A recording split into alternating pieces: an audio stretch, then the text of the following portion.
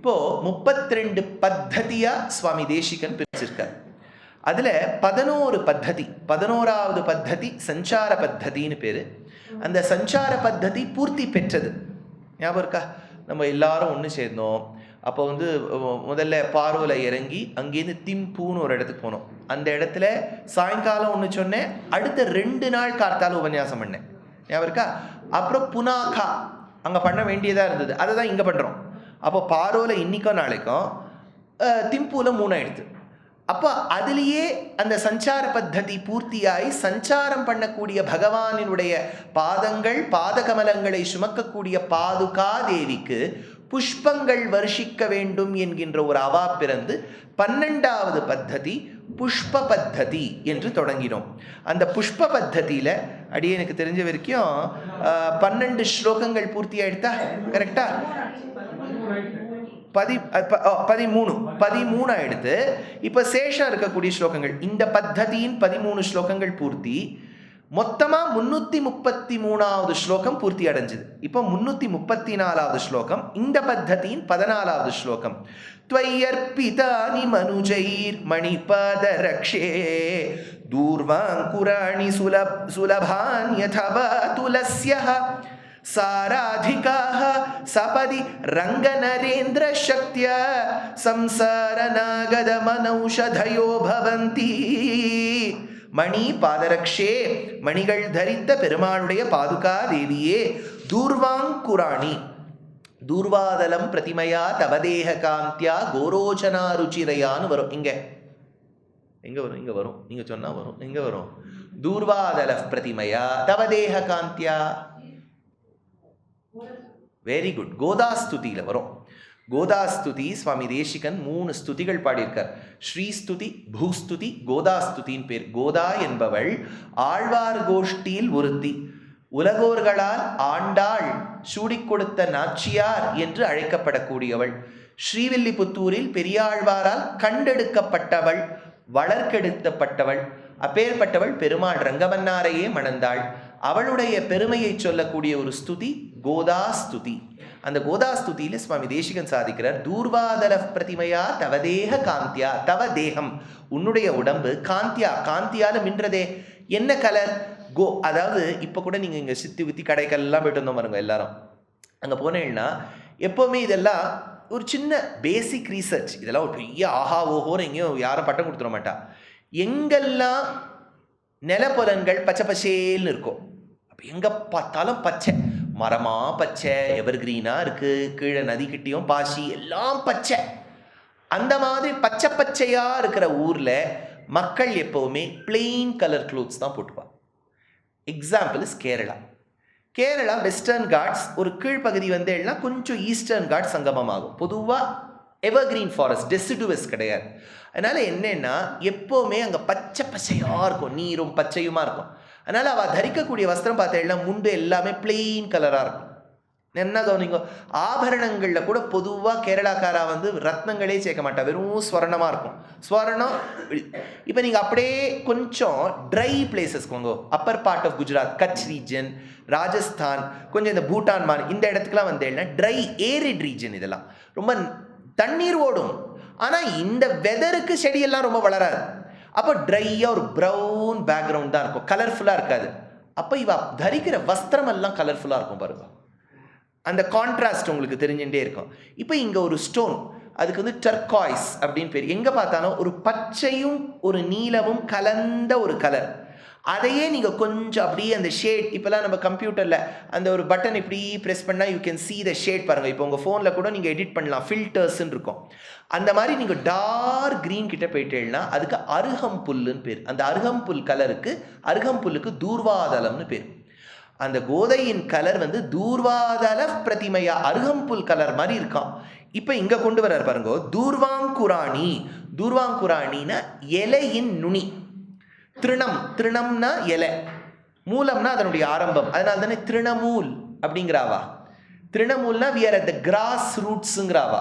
நாங்கள் பூமியில் இருக்கோம். திருணமூல் புரியுறதா? திருணம், அதுக்கு மேலே நான் சொல்லலை, நமக்கு அந்த மமதையே இருக்கக்கூடாது. அதனால் திருணத்தின் மூலம், திருணமூலம்னு இருக்கு இல்லையா, திருணம் அந்தரத கிருத்வா பிரத்யுவாச்ச சுசிஸ்மிதான்னு சுந்தரகாண்ட ஸ்லோகம் வரும். தாயார் வந்து ஒரு புல்லை பிடுங்கி தான் போட்டா, பெருமாள் புல்லை பிடுங்கி தான் அந்த காக்கா மேலே ஏவினர், தர்பாஸ்தரணன்னு போட்டார். அதனால அந்த புல் துர்வாங்குராணி, அந்த இலை, அந்த புல்லு துர்வாங்குராணி சுலபானி. இந்த புல்லுன்னு வரும்போது கொஞ்சம் என்னோட உபன்யாசத்தில் கொஞ்சம் டீட்டூர் அங்கே இங்கே போயிட்டு தான் நான் வருவேன். ஒரு மனிதன் பிறப்பதற்கு காரணம் என்னன்னு ஒரு கேள்வி வந்தது. அந்த எவ்வளவு அப்படின்னு கேட்டா, ஒரு அம்மா அப்பா, இது பயாலஜிக்கலாக பார்த்தேன்னா அம்மா கிட்ட ப்ரொடியூஸ் ஆகிற எக்கு, அப்பா கிட்ட வரக்கூடிய ஸ்பெர்ம். நம்ம இவ்வளோ 100 kg இப்போ இருக்கோம், நமக்கே பயமாக இருக்குது பஸ்ஸு நம்மளை எடுத்துன்னு போகுமான்ட்டு. ஆனால் நமக்கு காரணமாக இருந்த அந்த ஸ்பெர்மோட அளவு எவ்வளவுன்னு சொல்கிறார் அருணகிரிநாதர். கார்த்தால ஒரு 3-4 மணிக்கு அப்படியே கொஞ்சம் பனி கொஞ்சம் கொஞ்சமாக இறங்க ஆரம்பிக்கும். அதனால தான் ஆண்டாள் வந்து சொல்கிறா, பனித்தலை வீழ நின் வாசற் கடை பற்றி ஒரு 4-4:30 வந்திருக்கோண்டி, பனி தலையில் விழறதேன்னா அப்படி கொஞ்சம் இறங்கிண்டே வரும், ஒரு 5-6 மணிக்கு வரும். அப்போ அந்த பனி என்ன ஆகிடும், சூரியன் வந்த உடனே கண்டென்ஸ் ஆகி ட்ராப்ஸாக செட்டில் ஆக ஆரம்பிச்சிடும். அதுக்கு பனித்துளின்னு பேர் இல்லையா. அந்த அந்த நுனியில் பார்த்தேன்னா, இலை நுனியில், அந்த புல் நுனியில், புல் எவ்வளோ இருக்கும், மெல்லிசாக ஒரு புல், அருகம் புல்னா ரொம்ப மெல்லிசு, அதனுடைய நுனியில் ஒரு ஜலம், ஒரு டிப், அது ரொம்ப ஓரமாக பார்த்தா தெரியும், அந்த அளவா அப்படின்னு அருணகிரிநாதர் சொல்றார். அந்த ஸ்பெர்மோட அளவு காலை வேளையில் பனியின் நுனியில் அந்த பனித்துளியின் அளவு எவ்வளவோ அவ்வளவு அப்படிங்கிறார். அப்படின்னா அவ்வளோ ஒரு சின்ன காரணபூதம். இதுக்கு இது சொல்ல வந்தேன்னா, அந்த புல்லுக்கெல்லாம் எவ்வளோ ஒரு முக்கியத்துவம் கொடுத்தோ, அந்த புல்லால பெருமாள் எப்படி மகிழ்கிறாருன்னு சொல்றா. இப்போ நம்ம எந்த ஒரு காரியம் எடுத்துட்டாலும் தர்பை தான் முக்கியம். அந்த தர்பை ரொம்ப சாஃப்டா இருக்கும், காஞ்சி போயிடுத்துனா ஹார்ஷ் ஆகிடும், ஹார்டாக இருக்கும். அது தூய்மையான புல் நிறைந்த புல் தான். நான் இந்த ஆப்பர்ச்சுனிட்டி கிடைக்கும் போதெல்லாம் சொல்லிவிடுவேன், தூப்புல். ஏன்னா எங்கள் தேசிகன் அங்கே தான் பிறந்தார். அதனால தூர்வாங்குராணி, அந்த புல்லின் நுனி ஆச்சா, சுலபானி, ரொம்ப கஷ்டப்படாமல். இப்போ நீங்கள் புல்லெல்லாம் இந்த கார்டனில் மட்டும் இந்த சின்ன குழந்தைகளாக இருக்கும்போது எக்ஸ்கர்ஷன் போயிட்டுன்னு வச்சுக்கோ, நம்ம என்ன பாவங்கள் பண்ணோம் நம்மளே விசாரிக்கும் போது பொழுது போலேன்னா கீழே இருக்க புல்லெல்லாம் பிடிங்கிட்டு இருப்போம் இல்லையா. இப்போ உட்காந்து நம்ம சொல்லுவோம், ஐயோ நம்ம என்ன பாவம் பண்ணோன்ட்டு. அதுவும் ஒரு கணக்கு தான். மாண்டவியர், அணிமாண்டவியர்னு ஒரு மகர்ஷி, கேள்விப்பட்டிருக்கோ? அணிமாண்டவியர்னு ஒரு மகர்ஷி, அவர் என்ன பண்ணார், அவர் ஆற்றுல வந்து யாரோ திருடின பொருளை கொண்டு வச்சுட்டான். வச்ச உடனே ராஜா என்ன பண்ணார், சைனிகரை கொண்டு இவாத்தில் தான் அந்த பொருள் இருக்குன்னு கண்டுபிடிச்சுட்டோம். இந்த படங்கள்லாம் பார்க்குறோமே, இந்த போதை பொருள் எல்லாம் யாருக்கிட்டையோ கொண்டு வச்சுருவாங்க, அது இவாத்தை கொண்டு வச்சுட்டான். வச்ச உடனே இந்த ராஜா, இந்த ரிஷியை பிடிச்சி ராஜா என்ன பண்ணிவிட்டார், நேரம் ஒரு ஊசியில் ஏற்றி விட்டார். ஊசியில் ஏற்றினோடனே இவர் இந்திரன் கிட்ட போய் கேள்வி கேட்குறார், என்னப்பா நான் என்ன தப்பு பண்ணேன், இப்படி பண்ணிவிட்டேன்னா. ஒன்றும் இல்லை, நீ சின்ன வயசில் தோட்டத்தில் விளையாடும் போது ஒரு பட்டாம்பூச்சியை எடுத்து அதை பிடிச்சிட்டு அதனுடைய ஒரு ரெக்கையை எடுத்துட்டேன், அதனால ஊசியில் உட்காத்தி வச்சேன்னு. ஒரு ரெக்கையை எடுத்து நம்ம எவ்வளவு கரப்பு அடிக்கிறோம், எவ்வளோ எறும்பு அடிக்கிறோம், அதுக்குன்னே ஒரு ஆன்டை டெர்மைட் ட்ரீட்மெண்ட் வேறு பண்ணுறோம், இதுக்கெல்லாம் எவ்வளோ ஊசியில் உட்காரணுமோ.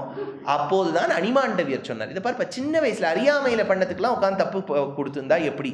அதனால் நீ என்னை பொறுத்தவரை நீ தப்பான தீர்ப்பு கொடுத்துட்ட, நாட்டாமே. அதனால நீ தப்பான தீர்ப்பு கொடுத்துட்ட, அதனால நான் உனக்கு சாபம் கொடுக்குறேன், நீ பூலோகத்தில் பிறந்து நீயும் தர்மத்தின் ரீதியில் அல்லல் படுவாய். அதனால்தான் தர்ம தேவதையின் ஒரு அம்சமாக விதுரன் பிறந்தார். அந்த விதுரன் பிறந்ததற்கு இந்த சாபவசம் தான் காரணம். இந்த புல்லுக்கு சொன்னேன். சரி, இப்போ விஷயத்துக்கு வந்துடுறேன். சுலபானி, கஷ்டப்படாமலே இந்த புல்லை பிடுங்கணுமா. அத்தவான இல்லைன்னா ஹிந்தியில் கூட யூஸ் பண்ணுவோம், அத்தவா. இந்த ஹிந்தியில் இது ஒரே, இப்போ அவர் வேற சொல்லி வச்சுட்டார், நட்டையா பேசுவார் ஒருத்தர் ஹிந்தியில், அமிதாப் பச்சன். அவர் என்ன சொல்லிவிட்டார், ஓ ராமா நஹி ஹை ராம் ஹை, தர்மா நஹி ஹை தர்ம ஹை அப்படின்ட்டார். இப்போ எல்லாரும் என்ன பிடிச்சி, நீங்கள் வந்து தர்மன்னு சொல்லி தர்ம் தானே சொல்லணும்னா, ஹிந்தி பேசக்கூடிய வாழ்க்கை அது தர்ம். ஆனால் அது சம்ஸ்கிருத வார்த்தை தான் மூல வார்த்தை. அதில் தர்ம், ராம், கிருஷ், கோவிந்த், பத்மநாப் அப்படிதான் சொல்லக்கூடாது. பத்மநாப அகாரம் வரணும் அந்த இடத்துல. அதனால இது எதுக்கு சொல்லணும்னா அத்வான்னு சொல்லணும். அத்வா அது ஹிந்தி, அத்வா ஹம் ஆ ஜாயேங்கே. இது வந்து பட்டும் படாமல் பேசுறது அந்த மொழி. இது வந்து கொஞ்சம் அழுத்தலைன்னா ஓரலில் மார்க்ஸ் போயிடும் சம்ஸ்கிருதத்தில். அத்தவா இல்லைன்னா துளசியா. இப்போ புல்லுக்கு வந்தாச்சு, புல்லுலேருந்து இப்போ இலைக்கு போக வேண்டாமா. துளசியா, துளசி, ஞாபகம் வச்சுங்கோ, நம்ம துளசிங்கிறோம். நான் இன்னைக்கு உபன்யாசத்தை சொன்னேனோ சொல்லலை இல்லை. சம்ஸ்கிருதத்தில் ழ கிடையாது. மலையாளம் ழ சம்ஸ்கிருதத்தில் லேது. புரியுறதா? அது ல தான், துளசி தான். ஆனால் அதை நம்ம இந்த சவுத் ஒரு அசோசியேஷன் ஃபார்ம் பண்ணி இந்த லெட்டரை சம்ஸ்கிருதத்துக்கு எக்ஸ்போர்ட் பண்ணிவிட்டோம். சம்ஸ்கிருதம் வேற வழியே இல்லாமல் அது இம்போர்ட் பண்ணி நிறுத்தும். பிராச்சீன மங்களம் தான் சொல்லணும். சம்ஸ்கிருதத்தில் அது மங்களம் கிடையாது. இப்போ சொல்கிறோம், இப்போ யாரும் தப்பாக எடுத்துக்கிறது இல்லை. That is okay. But just because it is okay doesn't mean the original language had it. Original சம்ஸ்கிருதத்தில் ல கிடையாது, மங்களம் அப்படிதான் சொல்லணும். அப்புறம் வள்ளி, வள்ளி சொல்லக்கூடாது. வள்ளி விவாக காரணஸ்ய குருஹ பூஜிதஸ்ய காளி கலாமாலினி கமலாட்சி சன்னுதஸ்ய வல்லப. வள்ளி விவாக காரணஸ்ய குருஹ பூஜிதஸ்ய காளி, காளி இல்லை காளி, வள்ளி அப்படிதான் சொல்லணும். ஆனால் அது பின்னாடி இப்போ நம்ம கேட்டாலே உங்களுக்கு ஒரு மாதிரி கஷ்டமாக இருக்கும். கேட்கும் போதே உங்களுக்கு என்ன வள்ளின்னா இது என்னவோ சுவாமி நீங்கள் இந்த தமிழ் நியூஸ்காரா பேசுகிற மாதிரி படிக்கிறீங்களே இல்லையா, எல்லாவும் அழுத்த மாட்டேங்கிறீங்களே, வேறு வழி இல்லை. ஆனால் இந்த இடத்துல துளசின்னு தான் சொல்லணும். துளசியகான் தான் இருக்குது, துளசியகான் இல்லை. ஆனால் அதை தெலுங்குலலாம் பாடும்போது அம்மராவம்ம துளசம் மனநோபலிம்பவம்ம எல்லாம் தான் பாடுவா. ஆனால் இது எதுக்கு நான் இது சொல்ல வந்தேன், இப்போ நான் இப்படி சொல்கிறேன் பாருங்க, மெனக்கெட்டு கமெண்ட் யூடியூப்பில் வரும்போது ஒருத்தர் எழுதுவார், you don't even know to pronounce Allah அப்படின்னு எழுதும் ஒன்று பிரகஸ்பதி பின்னாடி இதை சொன்னதை கேட்காம. அதனால் துளசியா அர்ப்பிதானி உனக்கு சமர்ப்பிக்கிறேன். உனக்குன்னா யாருக்கு? பாதுகா தேவிக்கு. துவை பாருங்க, என்ன நான் கேள்வி கேட்டாலும் நீங்கள் ஸ்டாண்டர்டாக பாதுகைன்னு சொல்லிடுங்க, அவ்வளோதான். இப்போ லீக் ஆகிடுச்சு பாருங்க கொஸ்டின் பேப்பர். அதனால் துவை மனுஜைஹி மனிதர்களால் சமர்ப்பிக்கப்படக்கூடியது. சார அதிகா அதுக்கு நல்ல சக்தி பொருந்துமாம். சக்தியா ரங்கேந்திர எந்த ரங்கநாதனுக்கு பாருங்க, இப்போ பெருமாளுக்கு நம்ம துளசி சமர்ப்பிக்கிறோம், புல்லு சமர்ப்பிக்கிறோம், அதெல்லாம் பெருமாள் திருவடி அப்படியே பாதுகைக்கு போய் சேர்றது. அது எதுக்கு உதவும்னு கேட்டால் சபதி பவந்தி சம்சார நாக தமன ஔஷதயா. சரி, இந்த இப்போ இருக்கக்கூடிய காலகட்டத்தில் we have a lot of advancement in medical facilities and invariably lot of people go for allopathy. Yes, there are people who believe in Ayurveda and practice only Ayurveda. நம்ம ரெண்டும் எடுத்துப்போம். அதாவது இப்படியும் எடுத்து அதுவும் போட்டு இந்த ரெண்டு ட்ரக் இன்டராக்ஷன் ஆகி அது அதுக்கு என்ன பண்ணுறதுனே தெரியாது. கார்த்தால எழுந்த உடனே அந்த என்னது ஜாமுன் சிரம், அருகம்புல் ஜூஸ், அப்புறம் வெந்தயம் பொடி, அதை சாப்பிட்டுட்டு மெட்ஃபார்மினும் போட்டு அது திரும்பி லோ ஆகி அப்புறம் அந்த இன்சூரன்ஸ். ஸோ ரெண்டுத்தையும் ஃபாலோ பண்ணுவோம். பட் நான் என்ன சொல்ல வரேன், ஒரு யோசிச்சு பாருங்களேன், ஒரு 100-150 வருஷத்துக்கு முன்னாடி ஏதோ ஒரு வியாதி கீழே விழுந்துட்டான்னா பச்சையில் போடுறதுன்னு வச்சுப்பா. பச்சையிலையை அரைச்சுட்டு இப்போ ஜாண்டிஸ்லாம் வந்துடுத்துனா என்ன பண்ணுவா தெரியுமா, கீழே கீழ்வாநெல்லின்னு ஒன்று உண்டு, சின்ன செடி, அதுக்கு கீழே குட்டி குட்டி குட்டியாக நெல்லியாக இருக்கும், கீழ்வாநெல்லியை அரைப்பா.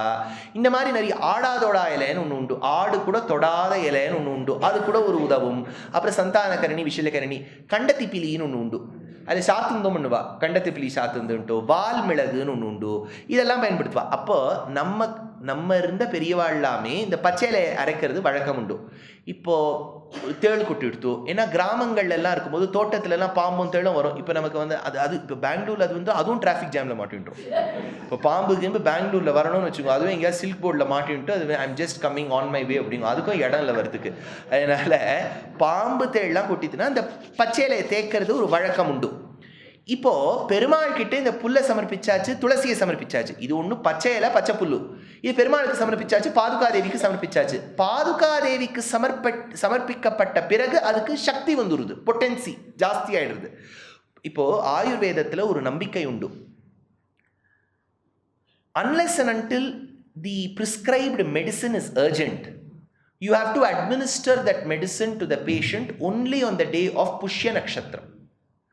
புஷ்ய நட்சத்திரம் இருக்கிற அன்னைக்கு தான் அந்த மருந்து கொடுப்பா டாக்டர். ஏன்னா அந்த நட்சத்திரத்தை அன்னைக்கு கொடுக்குற efficacy of the medicine will increase. யாராவது பூசம் இருக்கலாங்க, புஷ்யம் மாமி புஷ்பா பண்ணா தான் நல்லவாளாக இருக்கா. அப்புறம் வேறு என்ன பாருங்க, ஷீலா மேடம், இவ்வளோ பேர் இருக்கே பூசம், இல்லை பாக்கிலாம் நான் நல்லவா தான், எல்லோரும் கோச்சு நாளை காத்தாமல் வராமல் இருந்துட போகிறேன். அதனால் அந்த புஷ்ய நட்சத்திரத்தன்னைக்கு பொட்டன்சி இன்க்ரீஸ் ஆகும்.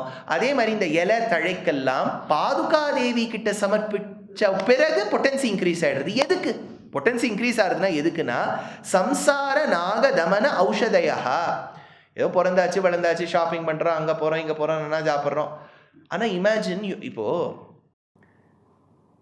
நிறைய பேருக்கு 40, 50, 60 வயசு ஆகும். சில நாள் கனவில் 12th ஸ்டாண்டர்ட் மேத்ஸ் பேப்பர் எழுதுகிற மாதிரி கனவு வரும். அப்போ ஒரு பயம் வரும் பாருங்க அவளுக்கு. அப்புறம் எழுந்து ஐயோ கனவு தானே, ஏன்னா படிக்கிற காலத்துலேயும் ஞாபகம் இல்லை, இப்போவும் ஞாபகம் இல்லையே, இதை நம்ம என்னத்தை எழுதி இதை பாஸ் பண்ணி என்ன. அப்புறம் ஒரு காலகட்டத்தில் பெற்றோர்களுக்கு பயந்த குழந்தைகள் இருந்துதான் ஒரு காலகட்டத்தில். ஏன்னா ஐயோ இந்த கொஸ்டினுக்கு ஆன்சர் பண்ணலன்னா அப்பா நம்மளை போட்டு அடிப்பறே, அதுதான் ஆன்சர் தெரியலேங்கிறத விட அப்பா அடி தான் ஞாபகம் வரும். இப்போ அப்படி இருக்கும்போது அதை நினச்சி பாருங்க. இப்போ நவ் இமேஜின் ஒரு பேப்பரை நீங்கள் திரும்பி எழுதணும்னு நினைக்கச்சே கொஞ்சம் பயமாக இருக்குது. Imagine you have to write your 12th standard physics now. எழுந்து போயிடாதீங்க. அப்போவே கஷ்டப்பட்டேங்கிற பாமி, இப்போவே மாமி கண்ணில் தண்ணி வருது ஃபிசிக்ஸ் நினச்சா. அதனால் இந்த மாதிரி இருக்குது. இப்போ now imagine from your age 1 where you fairly know what is happening or some parts of it till whatever you are 80, 90, you have to repeat the same thing again. நினைச்சு பாருங்களே, you have to repeat the same thing again many times. அப்போ ஒரு பயம் வருது இல்லையா? அப்போ அந்த பயத்தை காஸ் பண்ணுறது யாரு? சம்சாரம். அந்த சம்சாரம் என்னவா உருவெடுக்கிறது? இது வந்து டெபிக்ஷன்னு பேர். இப்போது ஒரு குழந்தைகிட்ட நீங்கள் சொல்கிறேன், டேய் நெருப்புக்கிட்ட போகாத, அது பயண்டா வேண்டாம் ஏதாவது பண்ணோம், என்ன பண்ணிடும் அப்படின்னு அது கேட்கும். நீங்கள் உடனே வரைஞ்சி ஒரு மனிதனை போட்டு 2 கொம்பெல்லாம் போட்டு 2 கண்ணு பேனு காமிச்சு, இந்த டிபெட் கோவிலெல்லாம் கூட போய் பாருங்க, அவள் வந்து யமன்னா அது வந்து ஒரே மண்டவோடா போட்டிருப்பா, அதுக்கு ஒரே அகோரப்பல்லாம் இருக்கும், அப்படிலாம் தான் காமிப்போம். டெபிக்ஷன் உண்டு. சம்சாரத்தை எப்படி காமிக்கிறது? பாம்பா காமிச்சுடலாம். அப்போ பாம்பு கடிச்சா பெச்சலை போடுவா. சம்சாரம்ங்கிற பாம்பு கடிக்கும் வரை நாம் காத்திருக்க வேண்டாம், ஏன்னா இந்த பாதுகை கிட்டப்பட்ட துளசி நம்மளை காப்பாற்றும் அப்படின்னு இந்த இடத்துல சம்சார நாக தமன ஔஷதயா, இதுதான் ஔஷதம் அப்படின்னு எடுக்கிறார் இந்த ஸ்லோகத்தில். எவ்வளோ ஒரு ஸ்லோகத்துக்கு 20 நிமிஷம் ஆயிடும். அடுத்தது பார்க்கலாம். இந்த ரேட்டில் போனால் எப்படி? ஆராத்ய நூனமசுரார்தன பாதுகே த்வாம் ஆமுஷ்மிகாய விபவாய சஹஸ்ரபத்ரைஹி மன்வந்தரேஷு பரிவர்த்திஷு தேவி மர்த்யாஹ பர்யாயதஹ பரிணமந்தி சஹஸ்ரநேத்ராஹ. தேவி அசுரார்தன பாதுகே, அசுரர்களை எதிர்க்கக்கூடிய பாதுகையை. எதிர்ப்புன்னா நேரம் எதிர்க்கிறதுல யார் மூலமாகவோ. ஆராத்ய உன்னை தொழுவதால், துவாம் உன்னை, சஹஸ்ர பத்ரைஹி இது சொல்லின் வரா, அடியன் தொட்டு சேவிச்சதில்லை, நீங்கள் பல பேர் சேவிச்சிருக்கலாம். சஹஸ்ர தளம்னு பேர். தளம்னா பெட்டல். தளம்னா பெட்டல். கஞ்சதளாயதாக்ஷி காமாக்ஷி கமல மனோஹரி திரிபுர சுந்தரி கஞ்சதளாய தாக்ஷி. கஞ்சதளாய தாக்ஷி ஒரு தாமரை, பெரிய எதழ், அந்த மாதிரி நேத்திரங்கள் உண்டுங்கிற தளம் பெட்டல். சஹஸ்ர தளம். அதனால தான் நான் சொன்னேன், நான் தொட்டு சேவிச்சதில்லை, நீங்கள் சேவிச்சிருக்கீங்களோ 1000 தளம். ஏதோ இந்த ஃபேஸ்புக்கிலலாம் வருது, அது எதை நம்பலாம் எதை நம்பக்கூடாதுன்னே தெரியல. இதோ இன் Kerala there is something new that has happened in one house, there is 1000 petals. யார் எண்ணினான்னு தெரியல. நிறைய இருந்துருத்துனா நம்ம 1000 சொல்லக்கூடாது இல்லையா? நிறைய இருந்துருத்துனா அது 1000 சொல்லக்கூடாது. ஆனால் அது சஹஸ்ரதளம்னு உண்டு. ஆனால் சாஸ்திரத்தில் ஒரு நம்பிக்கை. ஸ்ரீவைகுண்டத்தில் ஒரு ஜீவாத்மா வந்து செல்லும் போது பார்க்கக்கூடியது முதல்ல அந்த 1000 இதழ் தாமரையா, அதுக்கு மேலே தர்மபீட்டம், கூர்மாதீன் திவ்யலோகம் ததுமணிமயம் மண்டபம் தத்ரசேஷம் தஸ்மின் தர்மாதிபீட்டம் தது பரிகமலம் சாமரம் கிராகிணிஸ்சன்னு திருவாராதன ஸ்லோகம். அங்கே 1000 இதழ் இருக்குங்கிறா. போகும்போது பார்த்துப்போம். இப்போ என்னென்னா, இப்போ 1000 இதழ் இருக்குன்னு ஒரு ஸ்லோகம் உண்டு. சஹஸ்ர பத்ரைஹி விபவாய. இப்போ வந்து இந்த 1000 இதழ் தாமரை விபவாய விதவிதமான செல்வங்களை அனுபவிக்க, ஆமுஷ்மிகாய யோசிச்சு பாருங்க, இஹலோக சௌக்கியத்தையும் அனுபவிக்கணும். இப்போது கலியுகத்தில் சன்னியாசியாகவே இருந்தாலும் மட்டாதிபதியாக இருந்தாலும் அவளுக்கு ஸ்வப்பிரயத்னத்தால் அவளுக்கு ஒரு லாபமும் வேண்டாம். ஆனால் மட்டம் நடக்கணுமே. மடம் நடக்கணும், அவள் வந்து 4 வேத பாடசாலை நடத்துவா, அப்பா கொஞ்சம் அதுக்கு ஒரு 10,000 ரூபா கொடு, இதுக்கு 10,000 ரூபா கொடு அப்படின்னா அவர்கள் சன்னியாசி ஆனாலும் லௌகிக சம்பந்தம் ஒரு விதத்தில் விடுவதில்லை. ஏன்னா இவ்வளவு பெரிய இன்ஸ்டிடியூஷன் நடத்தணும்னா எவ்வளோ சிஷ்யர்கள் இருப்பா, பண்ண முடியும். அப்போது ஒரு சன்னியாசிக்கே விடலைங்கச்ச கிரகஸ்தனுக்கு விடுமா? அப்போ கிரகஸ்தன் என்பவன் உழைக்க வேண்டும். சரி, எதுக்கு உழைக்கணும்? இஹலோக சௌக்கியம் பரலோக சௌக்கியம், ஐஸ்வர்யம் அக்ஷரகதிம் பரமம் பதம் வா. இப்போ ஒரு சின்ன வேலைக்கு போகிறோம், இப்போ ப்ரைவேட் ஜாப்ஸ் ரொம்ப ஜாஸ்தியாக எடுத்து ஓரளவுக்கு எல்லாரும் உத்தியோகத்தையும் மாற்றிகிட்டே இருக்கா. 2 வருஷத்துக்கு மேலே ஒரு இடத்துல தங்குறது இல்லைங்கிற கிரமத்தில் பரவாயில்ல. இந்த 1950s 60s 70s 80s பிறந்து வளர்ந்து வாழ்ந்த வாழ்க்கெல்லாம் ஒருவேளை 70s வரைக்கும் ஒரு அனுபவம் இருக்கும். கவர்மெண்ட் ஜாபில் என்ன ஒன்றுன்னா, அவன் முதல் நாள் சம்பளத்துலேருந்தே கொஞ்சம் பிடிக்க ஆரம்பிச்சிடுவான். அவன் என்ன சொல்லிவிடுவா, இந்த முதல் மாதத்தில் பிஎஃப்னு வச்சுக்கோ, பிஎஃப் கான்ட்ரிபியூஷன் நீ 60 ஆகும்போது நான் சேர்த்து வச்சு கொடுக்குறேன். அப்போ ஒரு கேள்வி நம்ம என்ன கேட்கணும், நான் 60 வரைக்கும் இருப்பேன்னு உனக்கு என்ன தீர்மானம்னு கேட்கணும். நம்ம கேட்க மாட்டோம், ஏன்னா அப்போதைக்கு இப்போத்துலேருந்தே சேர்த்துன்னு வரணும். அந்த மாதிரி கொஞ்சம் அதை எக்ஸ்டெண்ட் பண்ணுங்க. 60க்கு இப்போதைக்கு சேர்க்குறோம், ஜீவாத்மா சரீரத்தை விட்டு போன பிறகு எங்கே போகிறதுங்கிறதுக்கும் இப்போ தான் சேர்க்கணும். ரெண்டும் short term vision, long term vision. Short டேர்முங்கிறது 60, லாங் டேர்முங்கிறது ஜீவாத்மா சரீரத்தை விட்டு போகும்போது. ஆனால் இது ரெண்டுத்துக்கும் பாதுகை உதவுவள். ஏன்னா அங்கே என்ன சொல்கிற, விபவாய இந்த லோக சௌக்கியத்தையும் கொடுப்போம். அப்படி கொடுப்போம்னு சொன்னால் தான் எல்லாரும் படிப்பான்னு அவருக்கு தெரியும். இப்போ இப்படி சொல்கிறான்னு வச்சுக்கோங்க, தேசிகன் பாதுகா சாஸ்திரம் படிங்க மோட்சம் கிடைக்கும், ஒத்தரம் படிக்க மாட்டான். ஏன் மோட்சம் உத்தரம் வேண்டாங்கிறா. அதனால அவர் என்ன சொல்றார், இகலோக சௌக்கியமும் கிடைக்கும். நீங்கள் போகிறதுக்குள்ளே நீங்கள் இன்வெஸ்ட் பண்ண ஸ்டாக்லாம் ஜம்முன்னு இருக்கும் பாருங்க. மேலே அந்த ஒரு பட்டன் இப்படி போட்டு காமிச்சு +23% போட்டிருப்பான், +7% போட்டிருப்பான். ஒரு கிராஃப் அழகாக டேபுலேட் பண்ணி கொடுத்துருப்பான். அதை பார்த்தோன்னு ஒரு சந்தோஷம் வரும் பாருங்க. பாதுகா சஹஸ்ர உபன்யாசத்தை விட அது ரொம்ப வசதியாக இருக்கும். அதையும் கொடுப்பாருங்கிறார். விபவாய ஆமுஷ்மிகாய, பியாண்ட் அவர் the departure from this material body. ஆமுஷ்மிகாய மர்த்தியாக மக்களுக்கு பரிணமந்தி கிடைக்கும். சஹஸ்ர நேத்ரைஹி 1000 இதழோடு கூடிய மலரை இந்த பாதுகாதேவிக்கு நாம் சமர்ப்பித்தால் இஹலோக சௌக்கியம் பரலோக அனுபவம். அதை தவிர்த்து சஹஸ்ர நேத்ரஹா, யார் இவர் தெரியல சார், கேட்டாதான் சார் தெரியும். நாளைக்கு தேவேந்திர ஃபட்னவிஸ் தான் கேட்கணும். யாரை கேட்கணும்? ஸ்ரீமன் நாராயணன் சஹஸ்ர நேத்ரைஹி. அப்புறம் சூரியன். ஏன் சரி சரி சூரியன். அப்புறம் இந்திரன். யார் இந்திரன் சொன்னா? Very good. பாருங்க, சௌந்தர்யமா சிங்கப்பூர்லேருந்து ஃபார் ஈஸ்ட்லேருந்து வரதுனால ஃபர்ஸ்ட் ஆன்சர் கரெக்டாக வந்துடும் பாருங்க. இதில் எல்லாமே ஒரு விதத்தில் கரெக்டுன்னு நான் சொல்வேன். நீங்கள் சார் நீங்கள் ரொம்ப பொலிட்டிக்கலாக வந்து கரெக்டாக இருக்கணும்னு எல்லாமே கரெக்டுமே. ஏன்னா புருஷ சூக்தத்தில் புருஷனான நாராயணனை சொல்லும்போது சஹஸ்ராக்ஷான்னு வருது. அப்போ நாராயணனை 1000 கண்ணுன்னு சொல்கிறான். ரெண்டாவது 1000 கிரணங்களோடு கூடியவன் சூரியன். சூரியனுக்கு 1000 கிரணம் இருக்கே. சஹஸ்ராரம்னு சக்கரத்துக்கும் பேர். சுதர்சன சக்கரத்துக்கு 1000 அரங்கள்னு பேர். அப்போ சூரியனையும் வச்சுக்கலாம், சக்கரத்தையும் வச்சுக்கலாம். ஏன் ரெண்டுத்தையும் வச்சுக்கலாம்? ஸ்புரத் சஹஸ்ராதி சிகாரி தீவிரம் சுதர்சனம் பாஸ்கர கோட்டி துல்லியம். இவரோட பல டைம்ஸ் தான் சுதர்சனர். அதனால தான் சக்கரத்தாழ்வாருக்கு ஒரு தனி கோவிலே உண்டு, சக்கரபாணி கோவில்னு கும்பகோணத்தில். அந்த சக்கரபாணி கோவில் இருக்கக்கூடிய கும்பகோணத்துக்கு பாஸ்கர க்ஷேத்திரம்னு பேர், சூரிய க்ஷேத்திரம்னு பேர். அப்போ சூரிய க்ஷேத்திரத்தில் சக்கரத்தாழ்வாருக்கு சன்னதி. அப்போ சூரியனையும் சக்கரனையும் ஒரே தட்டில் வச்சுக்கலாம். அவருக்கு 1000 கிரணம், இவருக்கு 1000 சஹஸ்ரம் ஆயிடுத்து. பெருமாளுக்கு 1000 நேத்திரம் புருஷ சுத்தம் சொல்றது. ஆனால் சாகித்ய சாஸ்திரத்தில் சாகித்யத்தில் சஹஸ்ராக்ஷகான்னு சொன்னால் அது இந்திரன் தான். ஏன் சார் அவருக்கு எப்போ சார் இந்த 1000 கண்ணு வந்து தான்? அதாவது காளிதாசன் ரகுவம்சத்தில் ஒரு ஸ்லோகம் எடுக்கிறான்.